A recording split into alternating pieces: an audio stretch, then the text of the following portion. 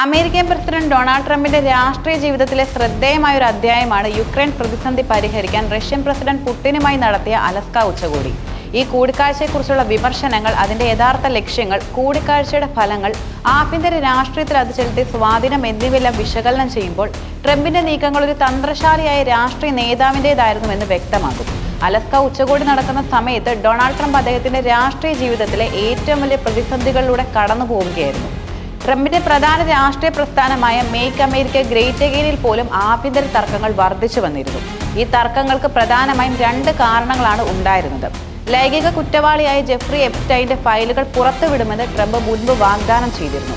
എന്നാൽ പിന്നീട് ഈ ഫയലുകളിൽ ട്രംപിന്റെ പേരും ഉൾപ്പെട്ടിട്ടുണ്ടെന്ന് നിയമവകുപ്പ് അറിയിച്ചതോടെ അദ്ദേഹം നിലപാട് മാറ്റി. ഇത് ട്രംപിന്റെ അനുയായികളിൽ അദ്ദേഹത്തോടുള്ള അതൃപ്തി വർദ്ധിക്കാൻ കാരണവുമായി. ഗാസയിലെ മാനുഷിക പ്രതിസന്ധിയിലും ഇസ്രയേലിന്റെ സൈനിക നടപടികളിലും ഈ പ്രവർത്തനങ്ങൾക്കിടയിൽ പ്രതിഷേധം വളർന്നു. ട്രംപ് ഇസ്രയേലിന്റെ പിന്തുണ നൽകിയത് അദ്ദേഹത്തിന്റെ അനുയായികളെ കൂടുതൽ പ്രകോപിപ്പിച്ചു. ഈ ആഭ്യന്തര പ്രശ്നങ്ങളിൽ നിന്ന് ശ്രദ്ധ മാറ്റാൻ ഒരു വലിയ അന്താരാഷ്ട്ര ഉച്ചകോടി സംഘടിപ്പിക്കുന്നത് ട്രംപിനൊരു മികച്ച തന്ത്രമായി തോന്നി.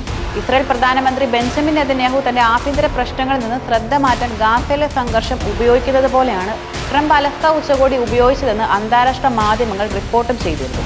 വിമർശകരുടെ അഭിപ്രായത്തിൽ അലസ്ക ഉച്ചകോടി യുക്രൈൻ പ്രശ്നം പരിഹരിക്കാനുള്ള ആത്മാർത്ഥമായ ശ്രമം എന്നതിലുപരി ട്രംപിന്റെ ആഭ്യന്തര രാഷ്ട്രീയത്തിൽ പ്രശ്നങ്ങളിൽ നിന്നും ലോകശ്രദ്ധ മാറ്റാനുള്ള ഒരു നാടകം മാത്രമായിരുന്നു.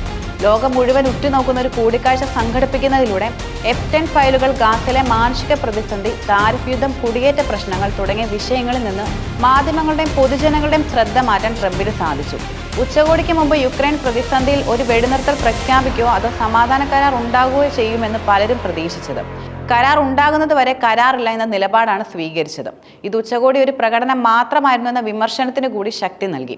യുക്രൈൻ വിഷയത്തിൽ ഒരു പുരോഗതിയും ഉണ്ടായില്ല എന്നതിലുപരി റഷ്യൻ പ്രസിഡന്റ് പുടിന് അന്താരാഷ്ട്ര തലത്തിൽ കൂടുതൽ പ്രാധാന്യവും നിയമസാധുതയും നേടാൻ ഈ കൂടിക്കാഴ്ച അവസരമൊരുക്കി.